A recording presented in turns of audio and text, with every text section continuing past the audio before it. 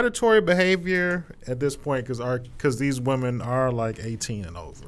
I'm not saying that it's right, but definitely they're adults. They reached out to him to like pop off their career. You know, like all the reports say that, all their parents, all their friends, even they say that. You know, sometimes business crosses barriers. Let's look at his patterns though. Dating back to the 90s, he was married to a 15-year-old and had a hit called Age Ain't Nothing But a Number. Like a hit. We still love, people that still love the song when it comes on at the parties. People start doing the 90s groove. And I mean, R. Kelly got a catalog of hits. At this point, I would not trust R. Kelly within 1,000 yards of any woman. I was going to say that I love, but 21. Just any woman, period. R. Kelly's 50 years old. 50. He has children older than the women in his cult. Yeah, that's weird. That's weird. It's a dirty place. So it's a couple of things that's weird to me about this whole situation. One, so they're young. So they met R. Kelly when they was 19ish or 18, Some of them 19. met him under 18. Yeah, definitely. Yeah. So they parents, I'm gonna give their parents. He was red shirt, cherry picking. I'm gonna give their parents a good 20 years. Even though some of them probably had the baby before they was 20. So let's just say you 18 and your mama's 38. You know what the fuck is going on with R. Kelly. Like, you lived through the R. Kelly era, right? Everything. So if you at a concert and you offering up your 17, 18, 19-year-old daughter so they can get into the music biz with R. Kelly, you don't remember the tape? Nigga, I saw the tape. Like... Yeah, it's not going down. Like, if you're that talented, other opportunities will come, sweetheart. But you have to think about, like, the type of people who get preyed on are usually people who it's weaker people, so to say. So if they have a disconnect with their parents, that their parents want something so desperately for them that they'd hand them to a predator, it's probably easy for him to, you know, be influential on those girls. And I don't want this to come off as I'm victim blaming, because this is not where I mean, but this the father fault. Why is your daughter so young and impressionable? Like, you are a father. Why you get caught up in the hype of stardom, and why is she trying to attach onto another fatherly figure? Issue. Like, there is some issue going on. Is it just father in the home, or is it mother and father? Because if you got mom and dad in the home, what happened here? Like, literally, what happened? You had two. That's not supposed to happen. You shouldn't have daddy issues. You shouldn't be seeking, like, that's weird. Like, even when old men be like, hey, baby, like, I'd be like, Dad. You got worms, bro. Like, yeah. That's weird. Like, I don't be like, oh, a dad. You know, like, is kind of strange. But, so one, R. Kelly is a full-blown retard. Did y'all know that? Like, he not, like, normal and shit? By the braids and the backpack stuff going on. Like, retard, we want to be like, that's I'm sorry. What? See, no. We had this discussion before about retard, because that was a clinical term at one point. Like, it was. I mean, calling us niggers was too. It was something that they did for a long time. I'm not going crack pipe on that one. Like, no. Words change meaning, and sometimes you find out later words are offensive. Okay. I understand, but like. They took the he crazy as hell. Yes. Yeah. But I don't know did y'all see this video of Fat Joe? No. Oh shit. Fat Joe tells amazing stories. This was the story Fat Joe was telling about R. Kelly. And this shit was fucking amazing. It was so fucking amazing, and it cut off at the end, so I had to go search on YouTube for the whole story. So I got to share it. So R. Kelly said he was at a concert. Fat Joe said he was at a concert. We should just play the clip, because I don't want to get this party third story. Man, it's like 5 minutes though. We can't play a 5-minute clip, dog. We can do that whatever we want to. It's our shit. Long story short, this nigga R. Kelly start telling Fat Joe and them, I fuck niggas up, like I can fight, and they like, dog, if this R&B nigga don't get the fuck out of here with this bullshit. So he said, Fat Joe leans over to his mans in Spanish and say, man, this nigga lying. And R. Kelly heard him. He was like, oh, you think I'm lying? Go get the tape. and have some nigga bring out a tape. Oh, about the underground fight club. Yes. R. Kelly was fighting. R. Kelly was fighting in Fight Club. So apparently, R. Kelly is a part of some underground fight club. He say he bring out a tape. It's like a ballroom and shit. They got a little Mexican guy singing a song. He brings R. Kelly out, like, you know. Wow. And he like, does anybody here want to fight R. Kelly? And people will come out and like, fight yeah, I want to Kelly. fight. So R. Kelly, they said they came in that bitch like Roy Jones, Floyd Mayweather, just like whooping niggas' ass. This is the weirdest shit that's ever so in the weird. world, man. So like, he mops up somebody, right? And then they say, all right, is there anybody else who wants to fight R. Kelly? And then like a bigger person comes out and he gives this man the business and knock him like through the ropes and shit. I'm like, this nigga R. Kelly is probably a real supervillain. Like, you know what I'm saying? That nigga put that little mask on and shit. Think about this. Pied Piper. Yes, That's him. like, That's that a is super him. villain. Like he comes through the ring with the Pied Piper. He like a certified bad guy and shit. Like this nigga got superpower. We need a superhero. We need a hero to fight R. Kelly. Chance the Rapper. He from Chicago too. Chance the Rapper. Chance the Rapper versus R. Kelly the pervert. R. Kelly the pervert. But you might not want to run up on Kels because he is. Chance the Rapper gonna have to call everybody behind. It's gonna be the Care Bears behind him. I know some real niggas in Chicago.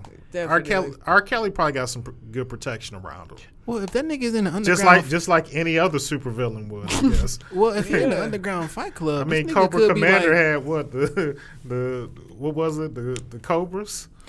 Man, yeah, he did. Cobra Commander definitely had the goons.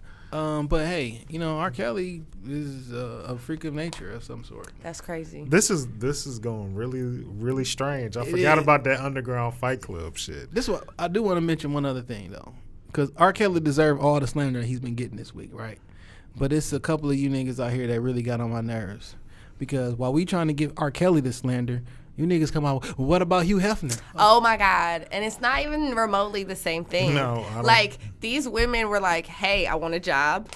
Like, I'm old enough to decide I want this job. They can leave when they want to. They mamas and daddies can come over. Yeah, R. Kelly got them hogtied in the basement. So a friend of mine, she actually told me that I guess it was a similar situation where some of them felt like they would take their phones, he would take their phones away from them. So it was a similar situation. Mm-hmm. But that's not why I'm upset, right? I don't give a fuck if it was the exact same situation. We ain't talking about fucking Hugh Hefner right now. You people who say about Hugh Hefner are the niggas who screaming out all lives matter when we talking about police brutality. Or what about Chicago? Nigga, we talking about this police officer knocking somebody up the head. You talking about Chicago.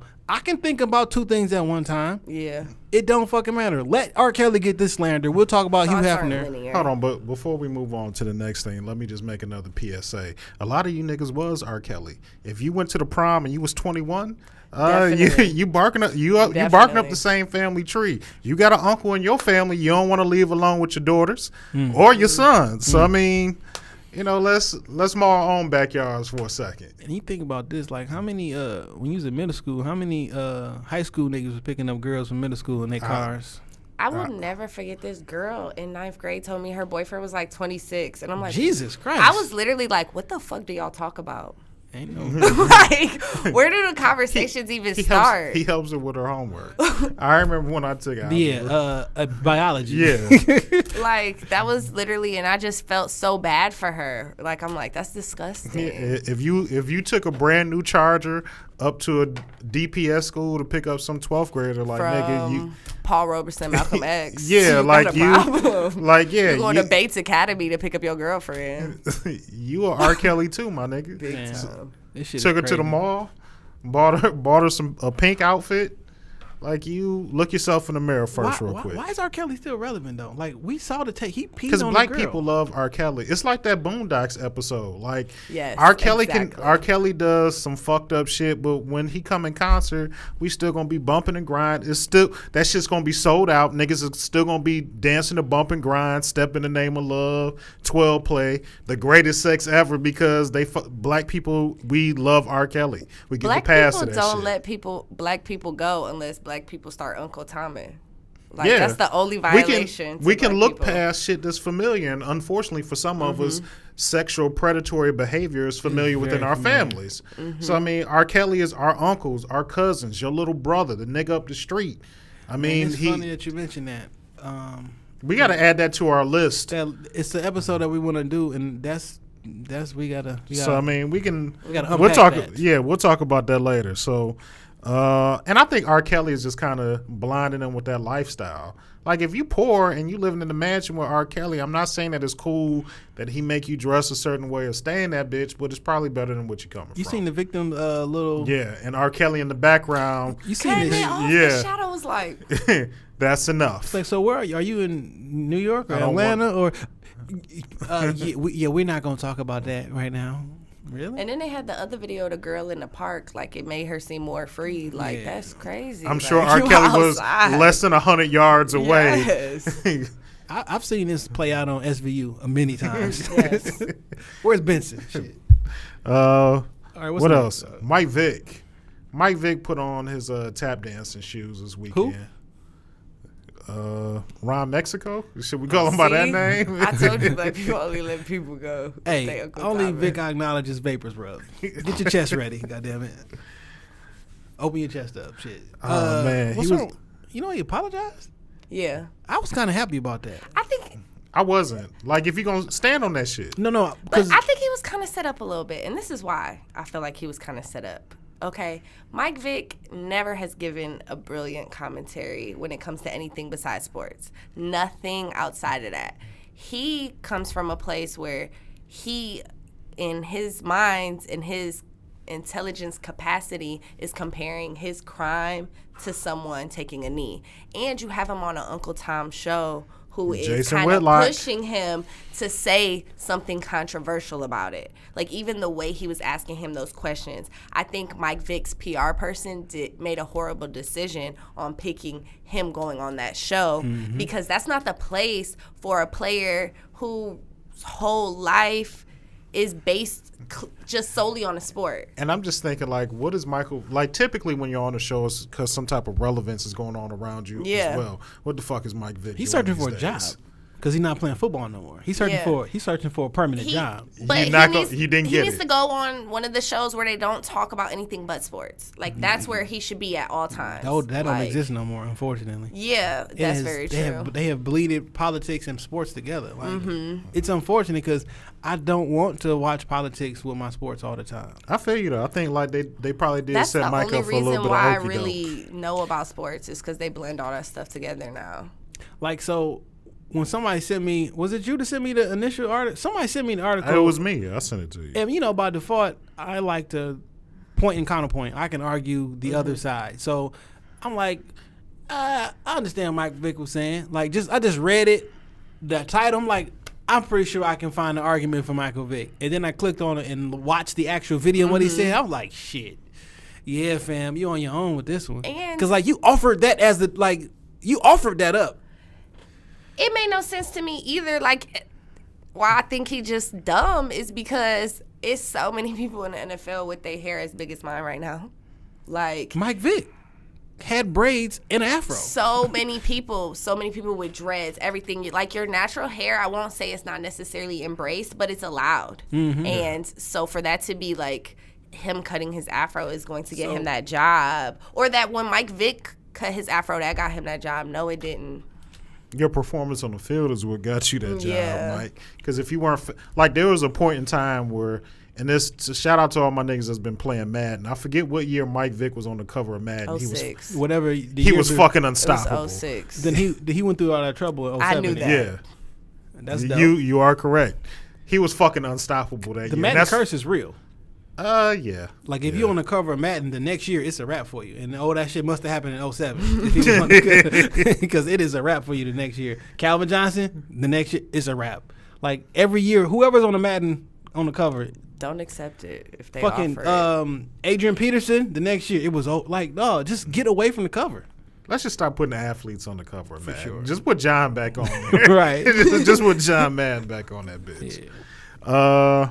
It's unfortunate, but I feel like they did set Mike Vick up for failure, and maybe this is insensitive of me to say, but I'm gonna say it anyway. Mike Vick went to jail for fighting pit bulls.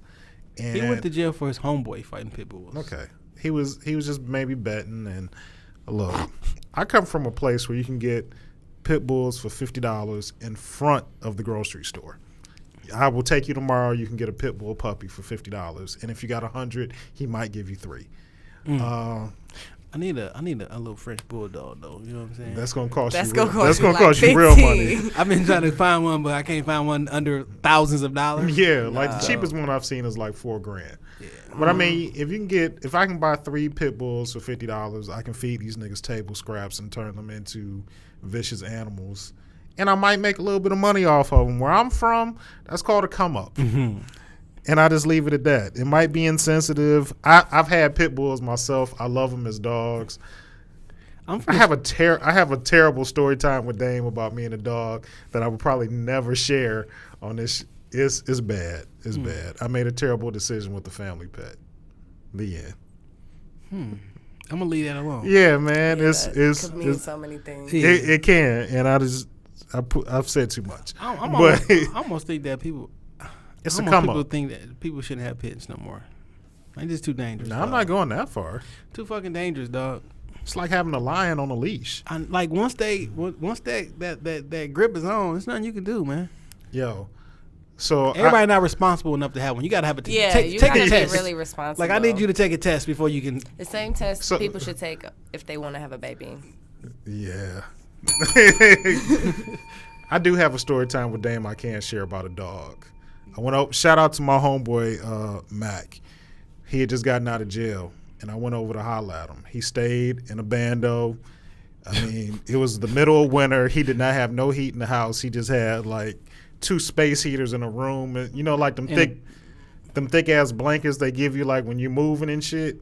He had them shits like stapled to the walls. Oh, okay. So I mean, this one room was nice, but the rest of the house was ice fucking cold. Mm-hmm. So I walk into the house and he was like, "Hey, you're not scared of dogs, are you?" I'm like, "No." Oh, I hate when niggas say some shit like that. I'm like, "No, I'm straight." Now I done known Mac for a minute, so I know he usually keep a pit bull, but like they don't like. It's 2 type of pit bulls. It's like the ones with the big super head and muscles that you don't want to fucking fight with. Buff and then ones. it's, the buff ass pit bull. And then it's like niggas that just take care of their pit bulls and they regular. So they don't even get the ear clips. So pit bulls who actually fight and like they don't mess with people. They don't mess with humans and shit. It's like your pets that fight people.